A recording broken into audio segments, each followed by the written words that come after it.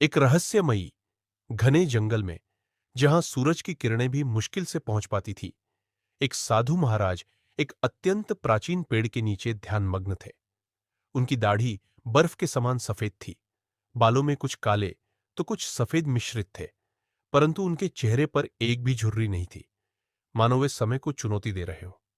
तभी वहां से 3 जवान व्यापारी गुजरे।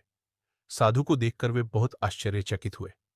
पहला युवक आंखें फाड़कर, अरे, ये कौन है इस घने जंगल के बीच में? दूसरा युवक सिर खुजाते हुए, लगता है कोई पहुंचे हुए महात्मा है, पर जरा इनका चेहरा देखो, इनकी उम्र क्या होगी? तीसरा युवक, हा हा हा, शर्त लगाओ, मुझे तो नहीं लगता ये 35 वर्ष से ज्यादा होंगे। क्या काया है? पहला युवक, क्या बात कर रहा है? 35? नहीं नहीं, तू गलत है। इनकी शांति और दाढ़ी को देख, मुझे लगता है ये 40 वर्ष के हैं। शर्त पक्की। दूसरा युवक, तुम दोनों गलत हो, मुझे तो इनकी त्वचा और रौनक देखकर लगता है ये अभी सिर्फ 20 वर्ष के होंगे, जैसे कोई देवता। तीनों एक दूसरे को देखकर हंसने लगे। तीसरा युवक, हा हा हा, अपनी अपनी उम्र बताओ, पर यह फैसला तो अब इनसे ही होगा।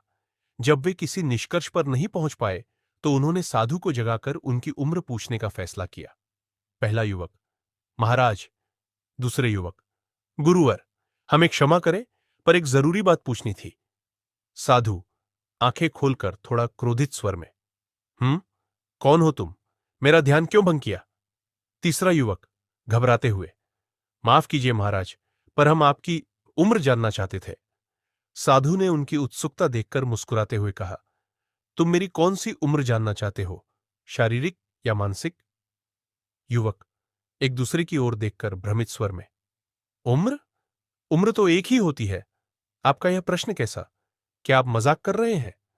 साधु ने समझाया, नहीं, उम्र दो प्रकार की होती है। शारीरिक उम्र वह है जो तुम्हारे शरीर पर दिखाई देती है, और मानसिक उम्र वह है जो तुम्हारे मन की स्थिति को दर्शाती है। युवकों ने और अधिक जानने की इच्छा व्यक्त की। साधु, मानसिक उम्र भी दो प्रकार की होती है।